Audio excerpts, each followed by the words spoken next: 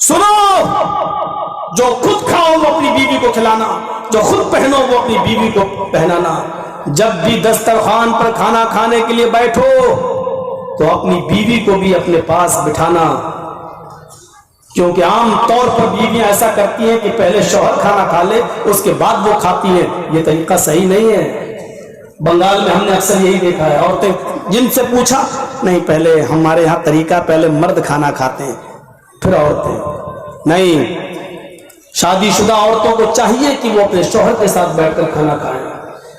शौहरों को चाहिए कि वो खाना खाएं तो अपनी बीवी को अपने पास बिठाएं। क्या वो हदीस नहीं सुनी आपने? अल्लाह के रसूल ने फरमाया कि अगर रोटी का लुकमा उठाकर प्यार से आप अपनी बीवी के मुंह में रखते हैं, खिलाते हैं उसको, तो इस पर भी अल्लाह सवाब देता है। जब आपकी बीवी आपके बाद खाएगी तो आप अपनी बीवी को खिला पाएंगे या आपकी बीवी आपको खिला पाएगी? ये तलाकों की नौबतें और मियां बीवी के दरमियान जो जुदाइयां पैदा हो रही हैं, वो यही तो है कि हमने दूसरों की देखा देखी और टीवी पे आने वाले सीरियल जब से हमने हमारी औरतों ने देखना शुरू किए तब से ये खुराफातें हमारे यहाँ आने लगी और तलाकों की नौबतें। अब खाना खाते वक्त शौहर अपनी बीवी के साथ बैठ के खाना खाए तो आप बताइए नफरत पैदा होगी? एक लुकमा शौहर अपनी बीवी को खिलाए, बीवी अपने शौहर को खिलाए, ये कभी बताइए उस घर में कभी जुदाई पैदा होगी?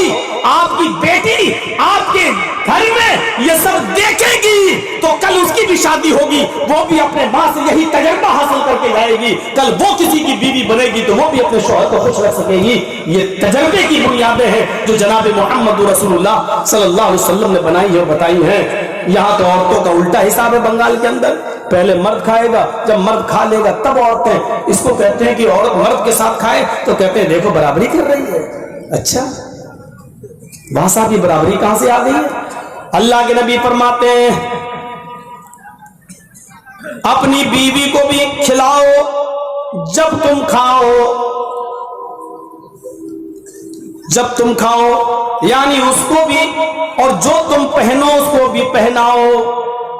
अगर उनसे कोई गलती सरजद हो जाए तो उनको तुम मारो नहीं, और इतनी बड़ी गलती अगर देख लो कि अपने बिस्तर पर किसी गैर मर्द को वो बुलाए और तुम उनके साथ उनको देख लो तब तुम उनको मार सकते हो।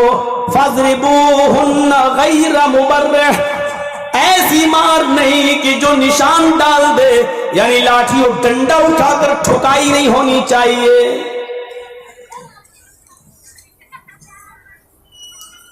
जो आदमी जिना करता हो, जिनाकार, और जिनाकार को भी जब सजा दी जाती है कोड़े मारने की, उस पर भी अल्लाह के नबी ने ये फरमाया कि जब उसको 100 कोड़े मारे जाएं, यानी कुआरा लड़का अगर जिना कर ले तो उसको 100 कोड़े मारे जाएंगे। 100 कोड़े मारने की बारे में भी बता दिया कि आप उस कोड़े को मारें लेकिन इस तरह ना मारें और हाथ को इतना ऊपर ना उठाएं कि आपकी बगल की सफेदी दिखाई दे, यानी आपकी बगल खुल जाए, क्योंकि आप जब जितना ऊंचा हाथ उठाएंगे उतनी ही तेज मार पड़ेगी। इसलिए अल्लाह के नबी ने फरमाया कोड़ा इस तरह मारो, ना हाथ बिल्कुल नीचे रहे यानी ऐसे, और ना इतना ऊपर उठे कि आपकी बगल नजर आ जाए, यानी कोड़े मारने में न तो बिल्कुल नरमी हो कि उसको तकलीफ का एहसास ही ना हो और इतनी सख्ती भी ना हो, इतने टाइट कोड़े भी ना पड़े कि वो बेचारा 100 कोड़े के बजाय 20 कोड़े में ही अपनी जान दे दे, इतनी सख्त सजा भी नहीं हो, दरमियानी मार मारनी चाहिए। जब जिनाकार की सजा है तो आप अपनी बीवी को ऐसी मार कैसे मार सकते हैं जो उसके चेहरे पर या उसकी पीठ पर निशान पैदा कर दे?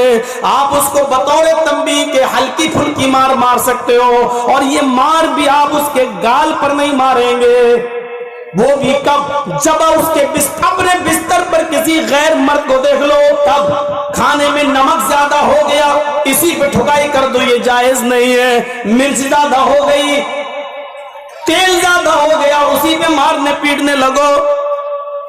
बच्ची ने जमीन पर लेटरिन कर दी, तुम्हें दिखाई नहीं दिया, यही घर में लेटरिन करा ली, बाथरूम में नहीं ले गई और इसी पे मारने लगो। ये छोटी छोटी बातों पर मारने की इजाजत शरीयत नहीं देती है। इसी को औरत का टेढ़ापन बताया है जो सीधा नहीं हो सकता है। उसी खुतबा हज्जतुल विदा में नबी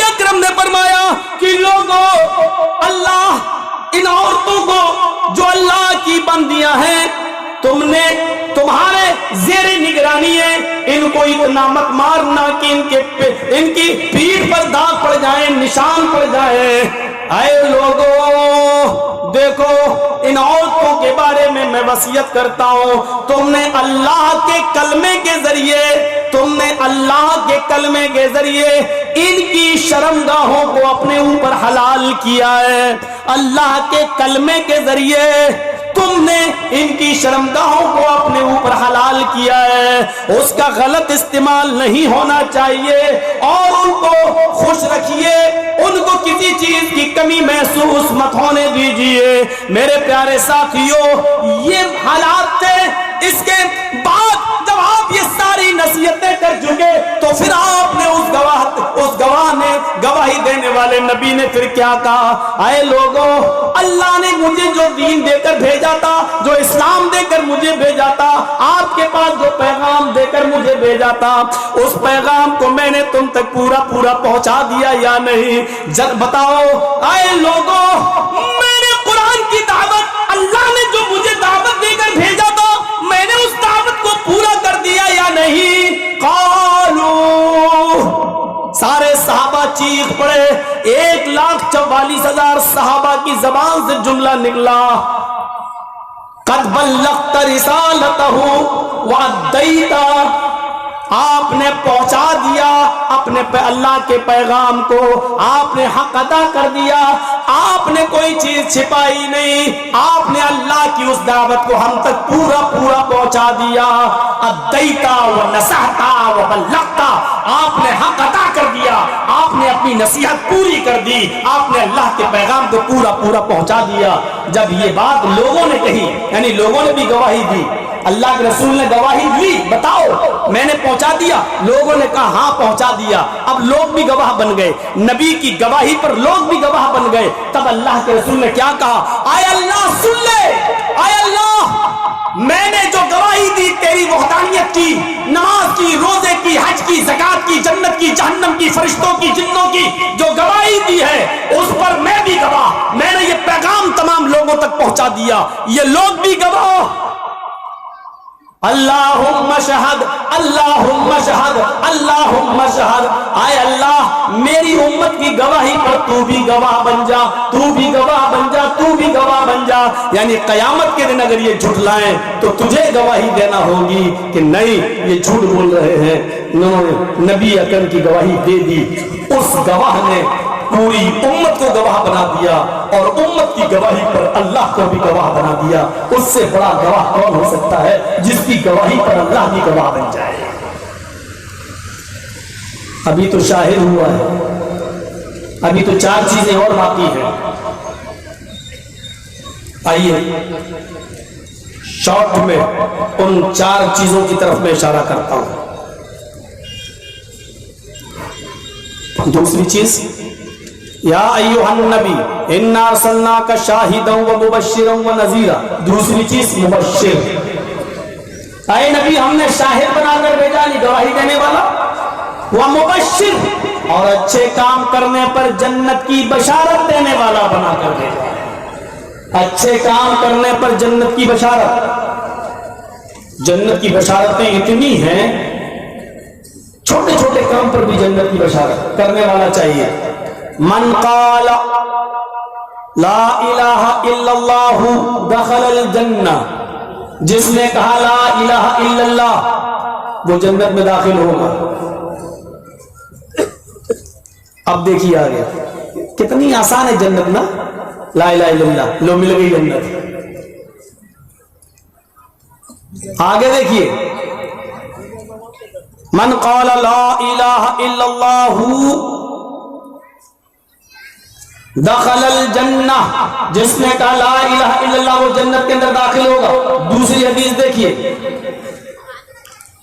من مات لا یشرک باللہ شیئا دخل الجنہ، ادھر بھی جنت کی بشارت، جس کی موت اس حال میں آئی کہ وہ اللہ کے ساتھ کسی اور کو شریک نہیں کرتا تھا، یعنی شرک نہیں کرتا تھا، وہ توحید پر مرا۔ جو مرتے وقت شرک میں مبتلا نہیں تھا اور توحید پہ مرا تو وہ کیا ہوگا؟ دخل الجنہ، وہ بھی جنت میں جائے گا. جنت دیکھیے کتنی آسان.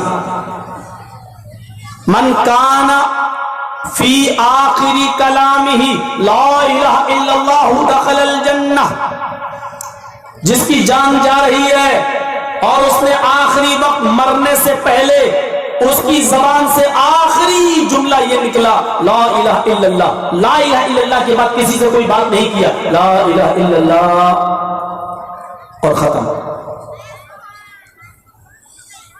لا الہ. آج کل دیکھتا ہے وہ لا الہ الا اللہ کہتے وقت بہت لوگوں کی جانیں جاتی ہے, لیکن فلموں میں دیکھو لو اس کی جان سیریل وغیرہ آج کل تو موبائلوں میں بھی آتے ہیں. یہ کوئی چیز کسی نے چھری اٹھائی تھوڑی ہے تو دکھا رہا گولی ماری. ایک بار مجھے کسی نے واٹس ایپ پہ بھیج دیا, ہوتے ہیں کچھ چھچورے دوست بھی ہوتے ہیں سب کے ساتھ ہیں, تو کلی فلم کا وہ چھوٹا سا شارٹ بھیج دیا. اب وہ کون تھا, وہ لمبا والا ہیرو امیتابھ بچن. وہ لا الہ الا اللہ محمد مر گیا. یہ بھی جنت میں چلے جائیں گے.